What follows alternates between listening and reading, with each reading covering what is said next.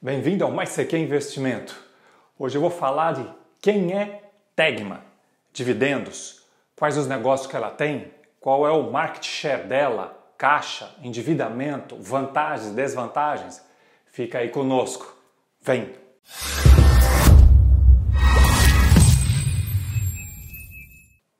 Tegma, gestão logística. Ela é uma small caps. É uma marca voltada para empresas. Ela tem mais de 50 anos de operação. Abriu o IPO em 2007 e tem duas divisões.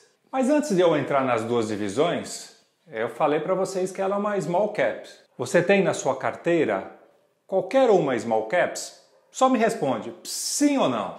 E se tem, me fala qual é o seu preço médio que você está com ela. TGMA3. Ela tem duas divisões que eu falei.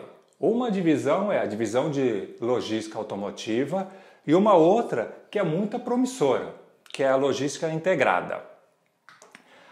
A divisão de logística automotiva, eles têm aproximadamente 1.400 carretas, transportam, na sua maioria, veículos 0 quilômetro.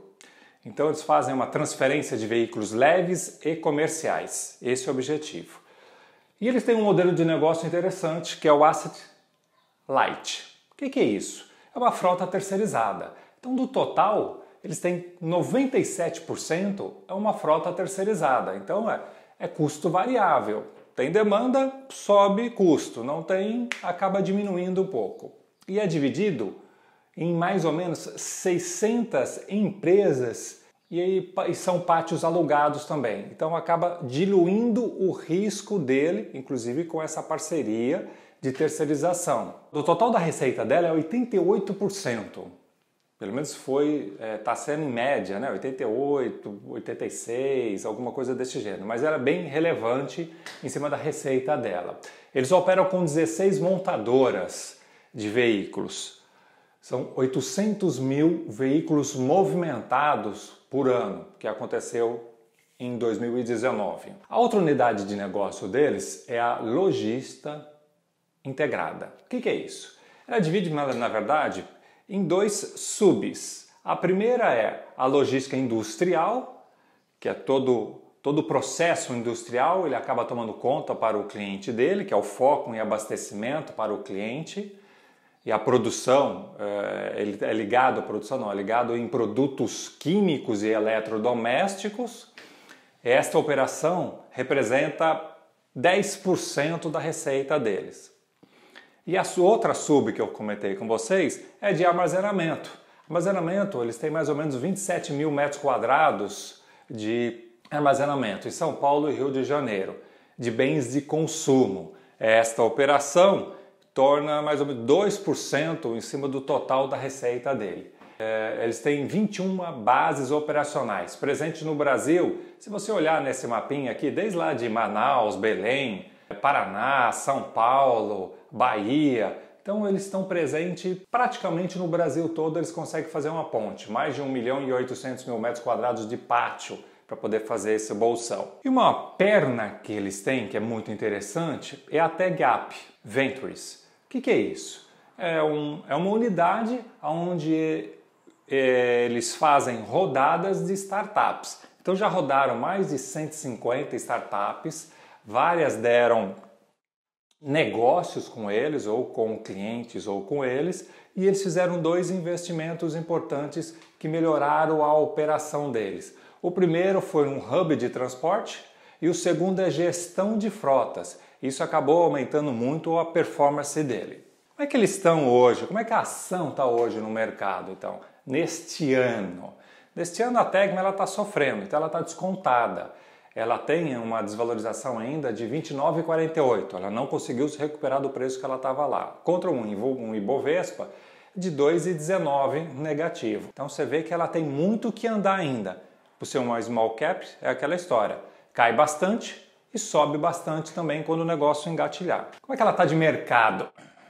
A parte automotiva, que é o principal negócio dela. Ela tem um market share em torno aí de 25% e 27%. Ó, conforme esse gráfico, caiu um pouquinho. A receita dela, como é que ele ficou? Se nós olharmos agora, fazer uma comparação do terceiro TRI para o terceiro TRI de 20 agora, caiu de 16,6%. Mas se olhar o segundo TRI para o terceiro TRI, já teve uma melhora de 181% e agora também melhorou esses meses de receita para eles porque o mercado começou a andar.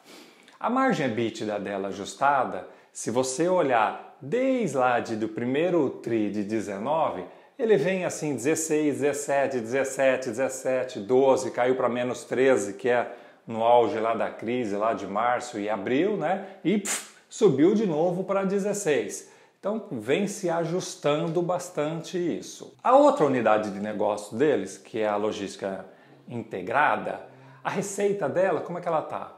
Ela aumentou 7% no terceiro TRI. Muito pouco, porque ela vem patinando, isso representa 10% que eu falei para vocês. Então se olhar esse gráfico, a evolução deles, do terceiro TRI de 19 para o 20, subiu 6,8. Provavelmente correção de contratos, nem muitos clientes, porque isso é um negócio muito difícil de estar capturando. O EBITDA ajustada desta unidade de negócio também, se vocês olharem no gráfico, ó, desde o primeiro TRI de 19, está lá 36, 29, 36, aí terminando lá em 38 com estabilização. O resultado líquido consolidado deles, que se nós olharmos o lucro, ele caiu 67,2% do terceiro TRI de 19 para o terceiro TRI de 20. Então eles tinham lá 91,4 e foi para 29,9. Teve sim uma queda em decorrente porque quem sofreu bastante também são as montadoras, né? E como 88% a receita dele está focada em carros leves, então automaticamente uma empresa que sofre também em conjunto. O retorno sobre o capital investido dele, se nós olharmos desde o primeiro TRI de 19, ele estava lá 35, aí depois era 35 de novo e fechando lá no terceiro TRI praticamente com 17,4. Deu uma boa caída em 2020 decorrente da economia, porque a economia parou tudo. Eles fizeram vários ajustes internos, né? Diminuindo todos os custos disso e reforçando o caixa. Então ele diminuiu o custo e reforçou o caixa. Se você olhar agora a dívida líquida dele, que estava lá desde 2015, se você olhar aqui, ó, para agora no terceiro TRI de 20, ela ficou negativa. Isto é, sobrou dinheiro no caixa. Isso, então, é um reforço que eles têm para poder estar se tocando aí nesse período. Sempre quando eu falo para vocês, olha sempre a amortização para frente. Se nós olharmos aí 2021 para frente, pouquinho, então ele consegue suprir com o caixa dele.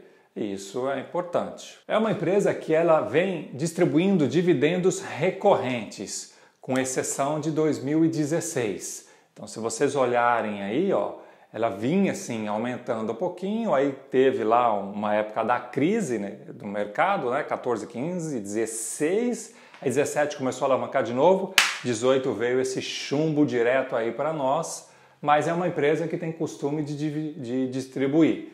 Se nós olharmos o dividend yield dele, ele tem uma média de 2,98 de distribuição. O maior que ele já fez desde 2011 foi 5,06%. E o menor está sendo agora em 2020, 1,22.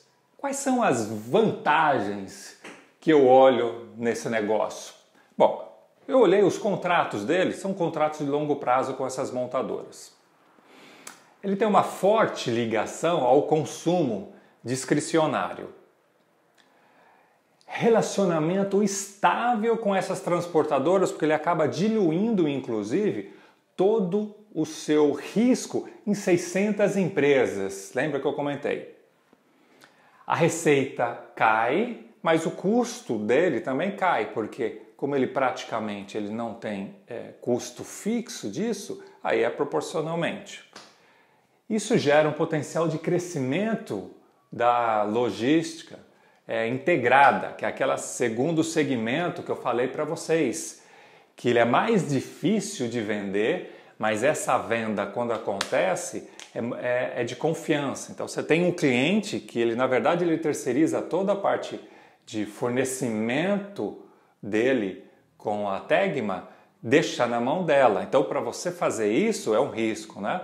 Então, à medida que isso vai andando, ele é um bom sinal que se ele conseguir clientes para isso, é confiança e contrato assim meio que perene, entendeu? É difícil a pessoa largar porque o negócio está funcionando. Quais as desvantagens que eu vejo nesse negócio? Bom, independente disso, ele tem uma concentração muito grande na receita aí automotiva, né? 88%. Isso é um risco dele, como aconteceu agora, né? O mercado parou, as concessionárias diminuíram, enxugaram tudo e ele também vai por sequência. A logística integrada, que é o segundo segmento dele, ainda ela é latente, difícil de vender ainda. Ele não tem ativo, numa empresa que tem ativo, ele só tem, de lá daqueles 1000 e poucos carros que eu falei para você, carretas, eles têm 100.